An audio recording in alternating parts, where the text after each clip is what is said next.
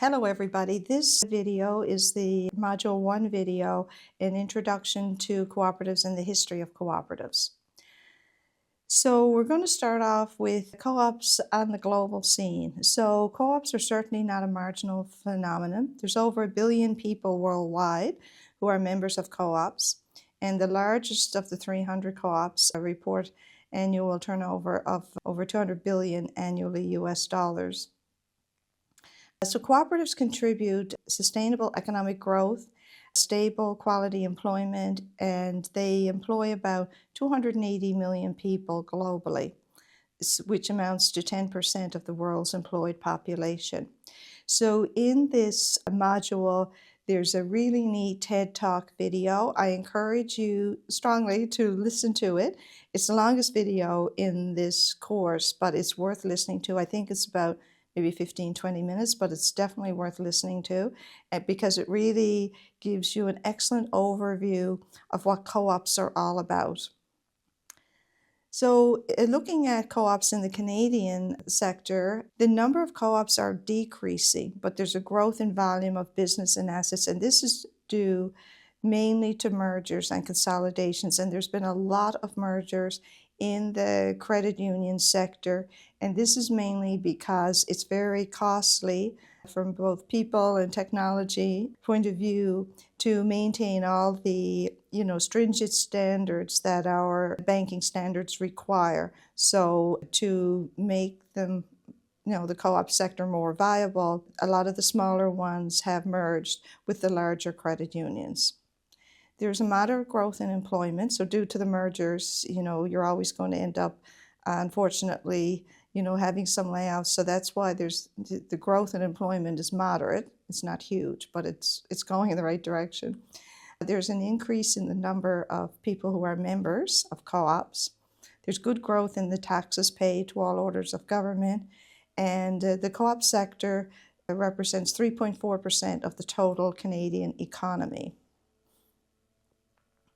So cooperatives are really based on values. So the values are self-help, self-responsibility, democracy, equality, equity. And in the tradition of their founders, cooperative members believe in the ethical values of honesty, openness, social responsibility, and caring for others. So cooperatives are very much a value-based business.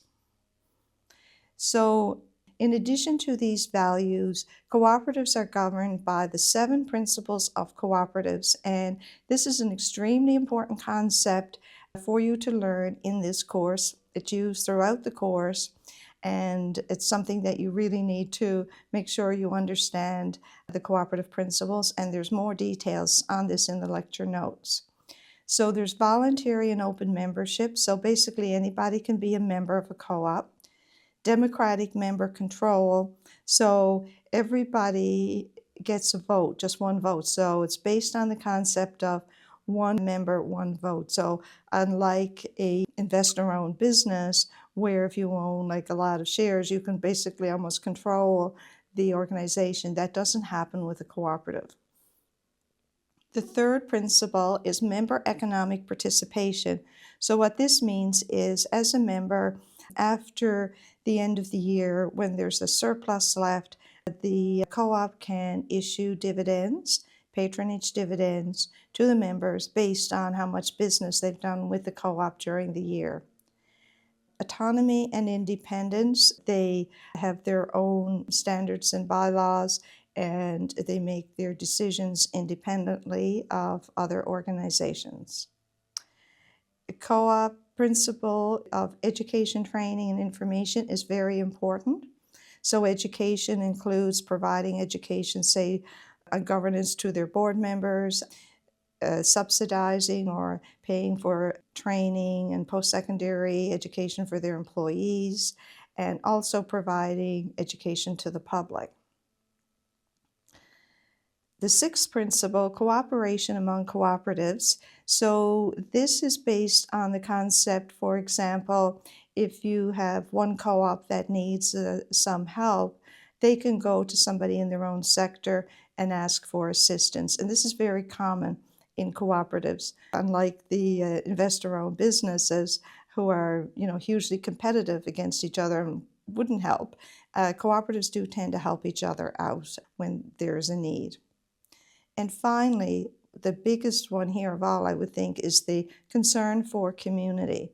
So you find that cooperatives are very engaged in their communities and they provide assistance for the community. They could, participate in fundraisers, they make donations to different organizations in the community, etc. So there's quite a bit of information on cooperatives in the lecture notes. So it's important to review this because in this module, this information is giving you a basic foundation for the whole course. So you do need to read through these notes. And the lecture notes for Module 1 are the longest set of lecture notes in the course, so don't be alarmed. So with the cooperative principles, just some other notes here. None of these principles are really shared by investor-owned business enterprises. And it's also important to note that co-ops are not perfect. Although they are viewed positively in the past, they have excluded indigenous populations and people of African descent. That's, not the case today, but in the past it's been there. And the 7 principles, while they're important, they do reflect a degree of Eurocentricity. So in this course, it's really important to understand the difference in the business structure of a co-op versus an investor-owned business. And in the lecture note, there's a detailed table there that outlines the key differences between co-ops, share capital, and not-for-profit organizations. And this really sums it up quite well, so make sure you review those notes. So I mentioned about co-ops being in that sort of hybrid space. Co-ops can be classified as for-profit, for example, credit unions are, or they can be a not-for-profit. But a lot of the credit unions are in this middle sort of hybrid space with social enterprises, cooperatives, and trading charities. So it's not always so clear-cut when it comes to, organizational perspective.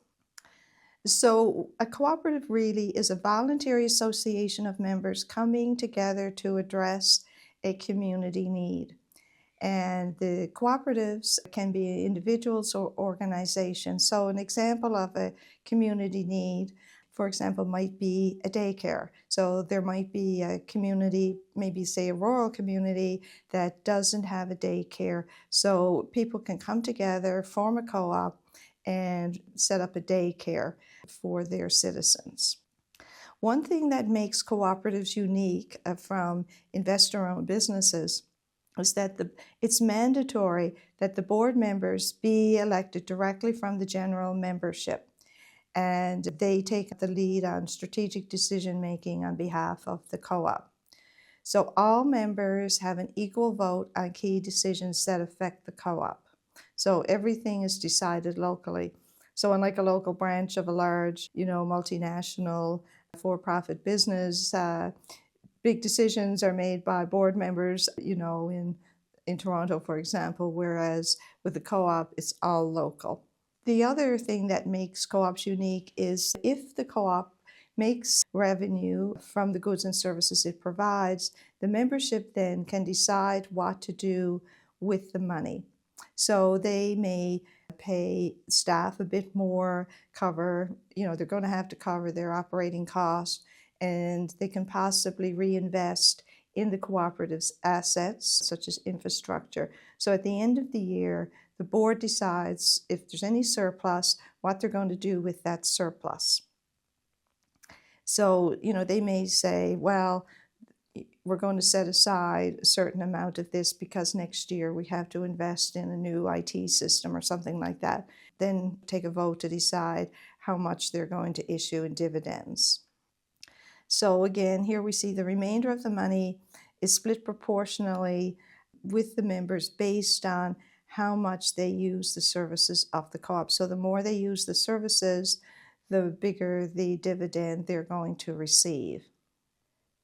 So when a co-op issues dividends, and they really are issued to people in the community. So the money stays in the community because all the members are in the community. So this benefits the local economy and creates a positive impact close to home. So it's not like a large investor-owned businesses where the investors are scattered all over the country.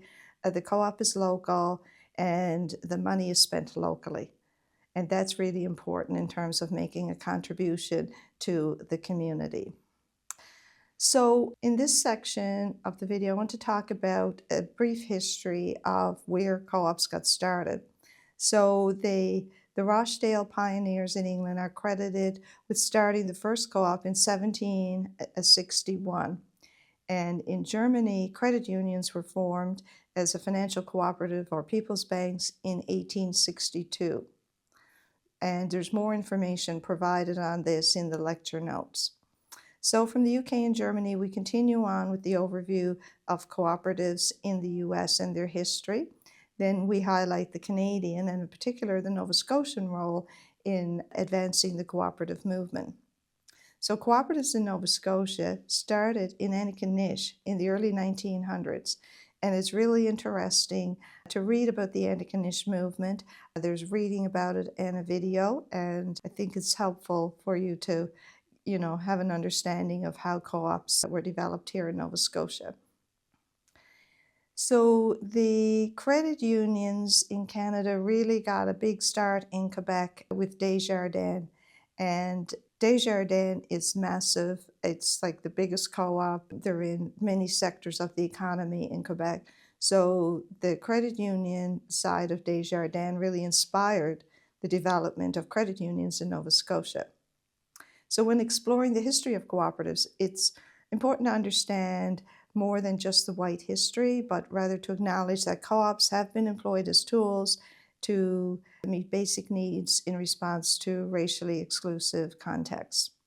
So again, in the module, there's some articles and videos about the early cooperative development, and this information is really key to your understanding the purpose and the meaning of cooperatives.